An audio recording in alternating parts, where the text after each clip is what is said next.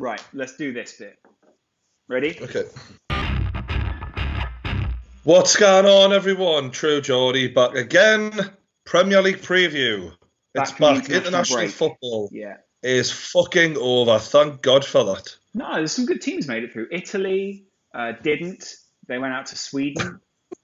I like the way you went. Italy didn't. You're going through. You're going through. You know. Oh, poor Buffon. Poor Buffon. He's Poor Buffon. hung them up, hasn't he? Poor Ciro Immobile. It's weird for me, you know, because Buffon, it's literally, since I can remember, he's been like one of the best goalkeepers in the world. Yeah. Like, I remember when I was first showing football and my mate was doing like a fantasy team. Yeah. And one of my mate was like big into Italian football and he was like Buffon in goal. And like, that's like in my mind from as long as I can remember. Buffon. And now everyone in England goes, who's that? It's Buffon. Oh. Yeah.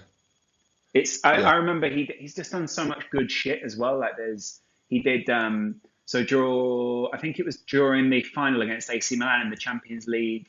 He was in goal. It was like the presence in goal. And I just remember looking at him and being like, you are massive, aren't you? Look at you. Mm. He's huge. He's one of the greatest of all time. Fair play to him.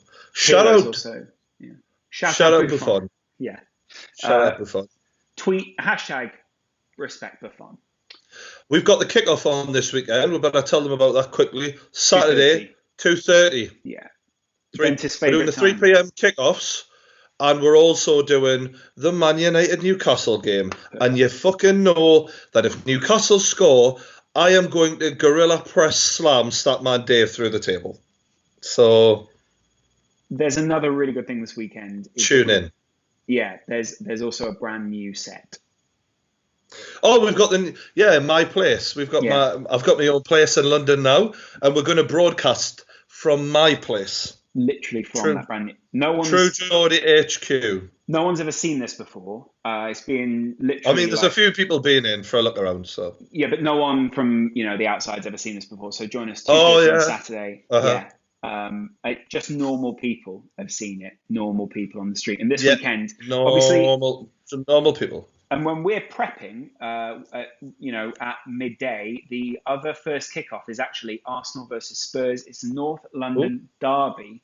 We've got an offer for that as well through Coral, 25-1, that a yellow card will be shown in Arsenal versus Spurs. That's just taking the absolute piss, isn't it? Honestly, that's an easiest bet alive. I reckon that'll probably come in within about 5 minutes. £1 bet only, £5 minimum deposit, plus £5 free bet if you should lose. So even if this bet doesn't come through, you still get £5 from that. Winnings paid in free bets. Available for a limited time, 18 plus. Further terms and conditions apply. All that is in the description. Go click it.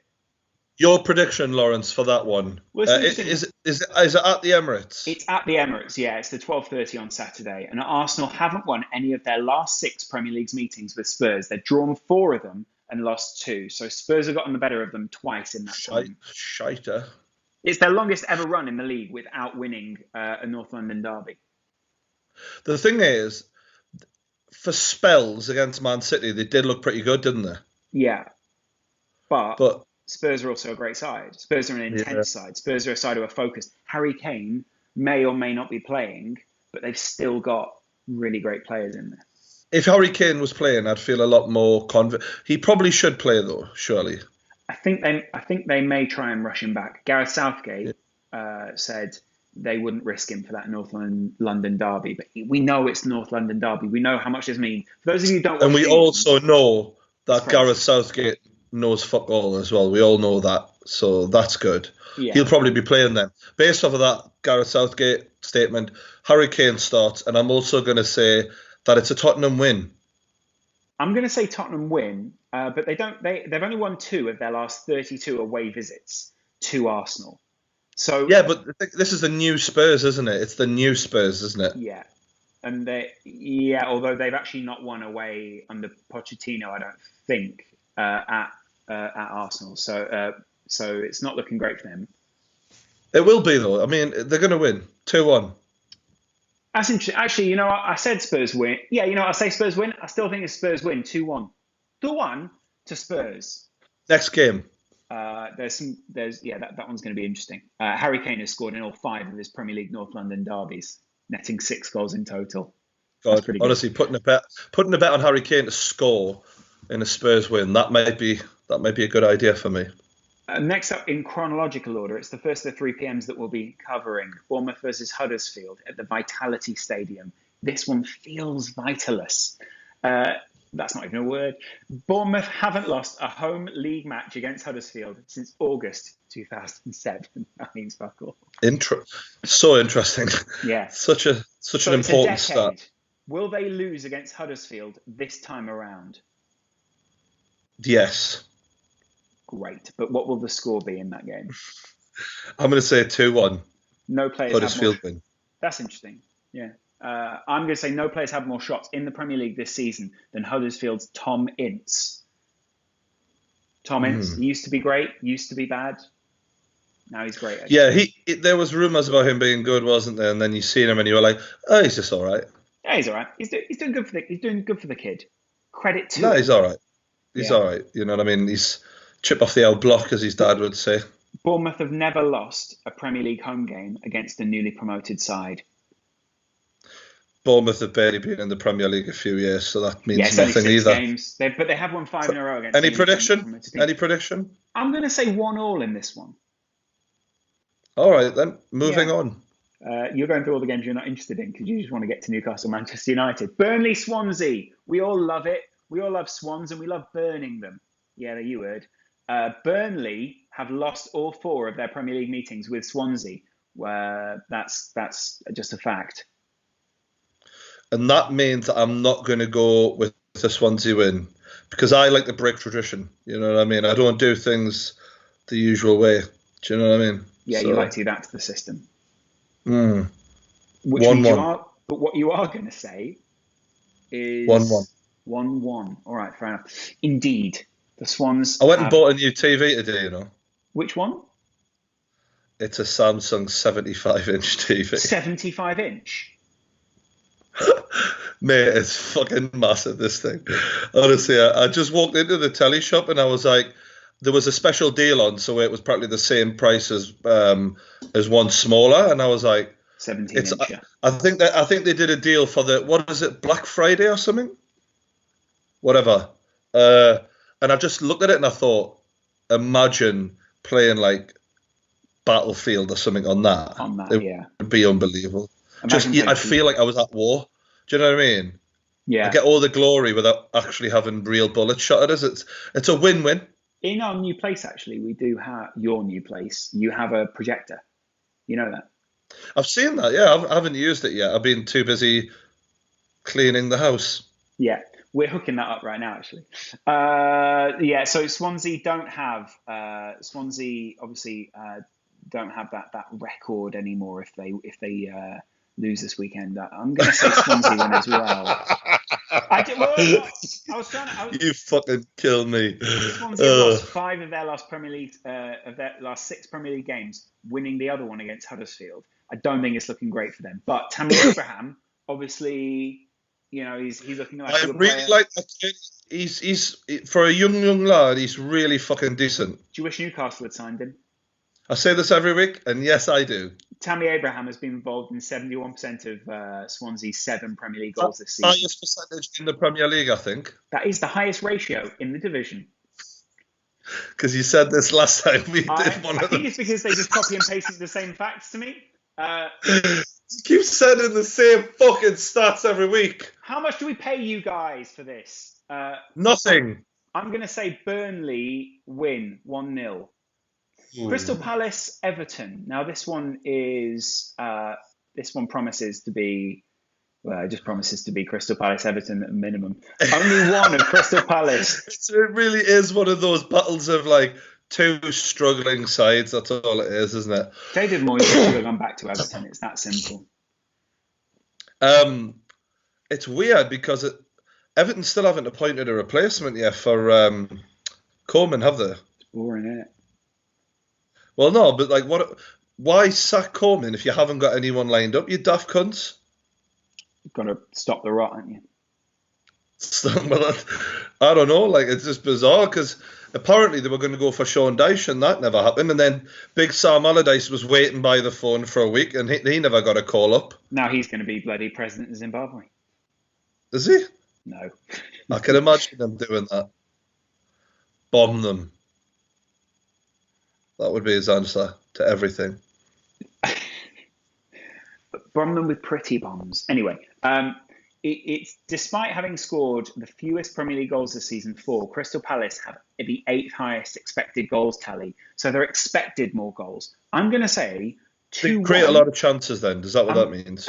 Or good chances. I'm going to say Crystal Palace 2-1. That's 2-2. Yeah. I'm going to say Crystal Palace 2, Everton. It's at Palace, isn't it? It's at Selhurst Park, yes. Everton 0 then. Wow, okay. Everton, wow, Christopher Walken. Good. Leicester City, Manchester City. A tale of two cities. Technically, two champions from the last 5 years facing off at the King Power Stadium. Yeah. King Power. Leicester have won 2 of their last 3 Premier League matches. Meetings with City, losing only 1. Can they continue that record?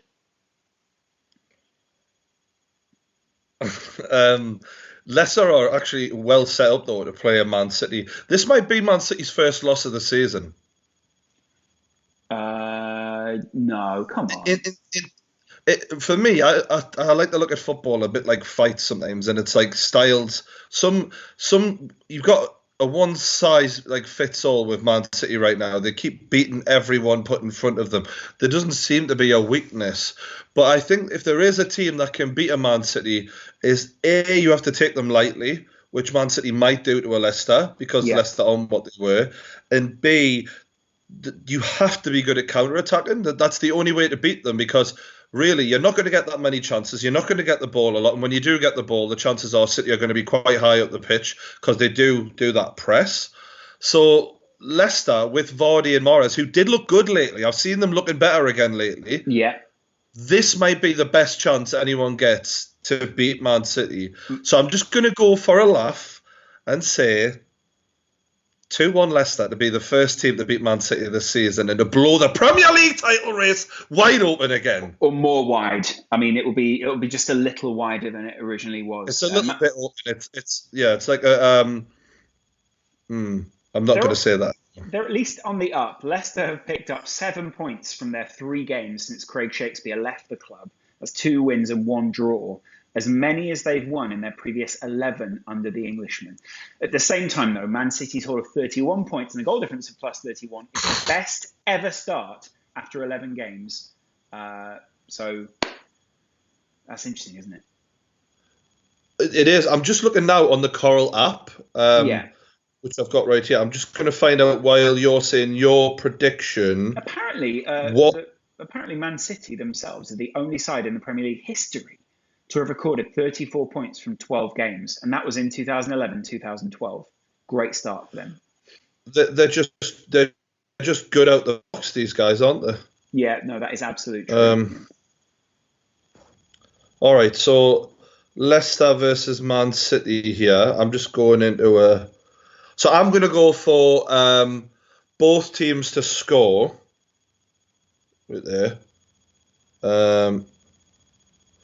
Match odds and both teams to score.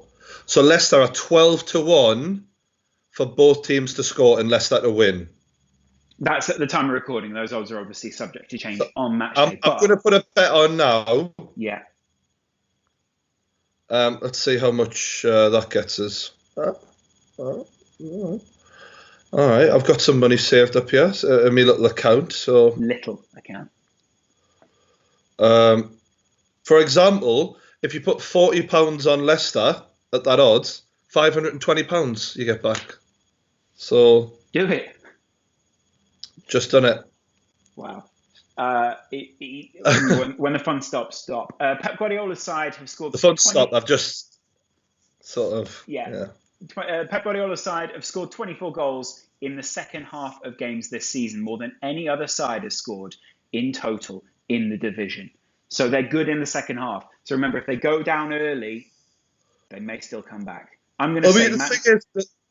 The thing is with City, though, sorry to cut you off there, mate. I've seen you're about to make your prediction. Yeah. I've waited a while for it now, cut us some slack.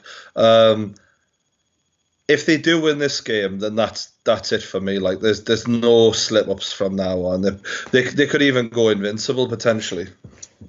That will be interesting. I still think they're vulnerable in some way, but we'll see how they get on. We'll analyse more of them this weekend because, of course, they are one of the 3 p.m. kickoffs on Saturday that we will be monitoring. Join us for the kickoff then.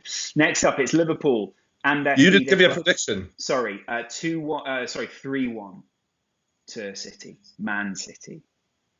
Next up is Liverpool and their feeder club, Southampton. Virgil van Dijk will have the chance to put on a great display to tempt Klopp into sign him.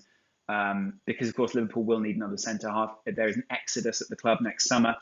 These two sides met 4 times in all competitions last season, with Liverpool failing to win and score in all 4 contests. Wow.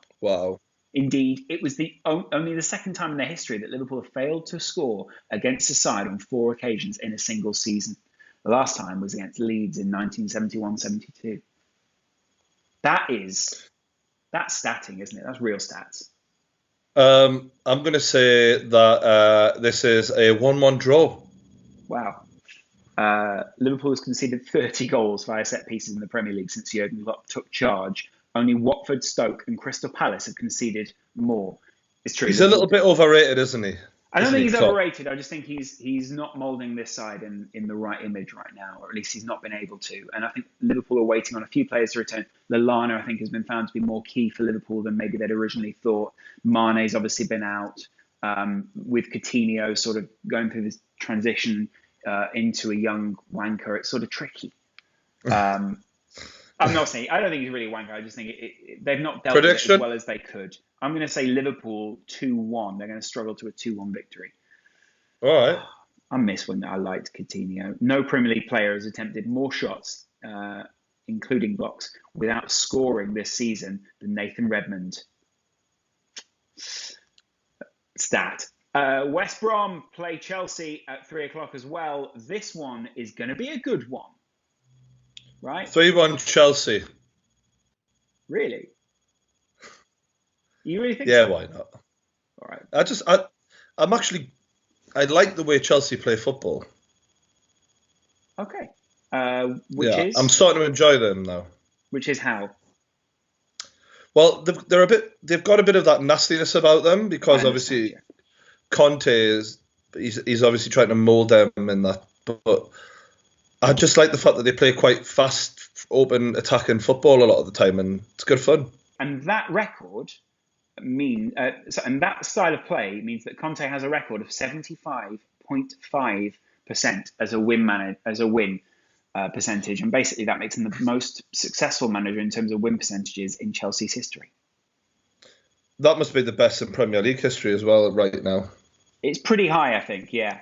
Chelsea have won 9 of their last 11 away games in the Premier League, and Alvaro Morata has been directly involved in 10 goals. I'm going to say Chelsea 2-1, Alvaro Morata to score. He's great, isn't he? He's done 10 he's been involved in 10 in 10. What was your score prediction? 3-1 Chelsea. 3-1 Chelsea. Manchester United versus Newcastle. It's the 5:30. We'll be covering it live on the kickoff. Old Trafford. Are Newcastle away? Yeah. So 4-1 United.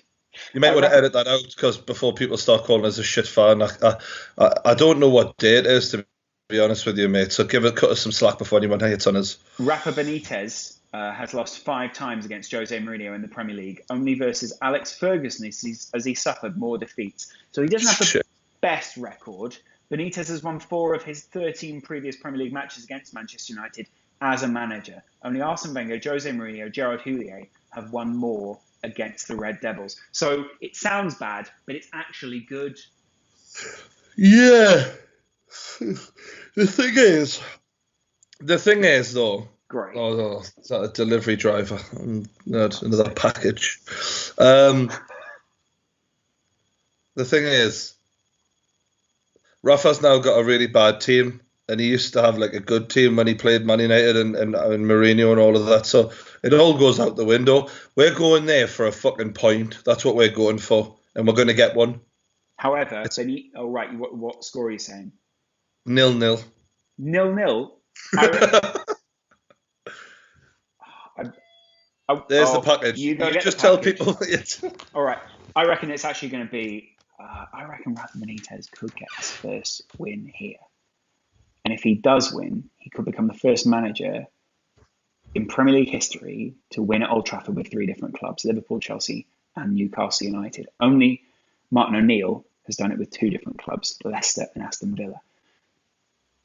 Maybe put a bet down on that. We'll see. You could do it with the Brian's original get £20 in free bets when you open an account and bet £5. Minimum deposit and stake £5 at odds of 2-1 or greater. Free bets credited at 4 times £5. Free bet stake not returned. Free bet valid for only 4 days. 18 plus further terms and conditions apply. What was the package? We're about to find out. What was the package? I've got no idea, mate. I haven't checked it yet. I just put it down and come back. Romelu Lukaku has a particularly good record against Newcastle. He's been directly involved in 9 goals in 8 Premier League appearances against Newcastle United. 5 goals and 4 assists. I'm going to say... Yeah, but Lascelles is going to have him in his back fucking pocket, man. Exactly. 2-1 Newcastle United. 2-1. Are you really? Yep. At Old Trafford. Oh, Christ, kid. You love Rafa Benitez more than I do, don't you? You just absolutely love him. I've been reading a lot about him over the last few days. It's just so great. He's just such a lovely guy. Brighton and Hove Albion versus Stoke City. This one goes out. Oh, no, sorry. I've skipped to Monday. I've just got to do the Sunday game as well. Watford versus West Ham. It's actually a bit of a barn burner. This one's going to be good. Watford have only lost 1 of their last 6 Premier League games against West Ham, winning 3 and drawing 2. I'm going to say Watford win. West Ham are going to get absolutely... Oh, no, wait. David Moyes has that sort of new manager boredom, doesn't he? David Moyes tends not to come in and make much of an impact from what I've seen, so I'm going Watford. I'm going to go Watford 3-1. It just doesn't look right. It's like David Moyes. David Moyes is a BMX rider, and they've given him a skateboard. I think David Moyes is more like a school teacher in a chip shop. Do you know what I mean? Like he's just just doesn't suit what he's doing. Like I don't know. Like I think David Moyes was well and truly found out at Man United, and he's never recovered. He failed at Sociedad. He failed at Sunderland beyond belief. He's going to keep failing. He's only had one job where he got lucky. I'm going to go Watford 3-1. That one's going to... David Moyes has just won just 8 of his 43 games in all competitions in charge of Sunderland. That's an 18.6% win rate. His worst win rate as a manager. I'm going to say it's a 2-2 draw because, you know, he might have a little bit of a bounce from the first game, but yeah, 2-2. I'm going to say Richarlison scores, by the way, in this game. And then finally, Monday night at the Amex Stadium, Brighton and Hove Albion versus Stoke City. Wow. This will be the first competitive meeting between these two sides since February 2011, when Stoke won 3-0 in the FA Cup 5th round tie. I've been watching Elliot's vlogs on the old Stoke fan channel. And it's called. Bear Pit TV, if you haven't seen it, we'll go and check it out, the Stoke fan channel. And he does like vlogs of like the general match day experience. And I thought it's quite interesting just because you get a vibe of how it is without having to see all the fans screaming into the camera like they do on fan cams. You know, and I prefer that, to be honest with you. And I was watching, I was like, oh, actually, Stoke have got quite a big stadium and that, and they've got like a decent fan base and that, you know what I mean? Yeah, it's a good stadium. But the thing is, it's a very ordinary sort of club, isn't it? And I don't mean that it's lacking a bit of something like you know what Payet gave to West Ham. Like clubs like that, they need a star player to sort of spark the club into life a bit. That's the thing is, I get the feeling that's what Xherdan Shaqiri thinks he is for Stoke City. He's provided 4 and that's probably what he could in the Premier League this season, and he's earned his team more points via his assists than any other player in the competition. But there's not enough going on around him, is there? So No, and also it tends to be either he's amazing or terrible.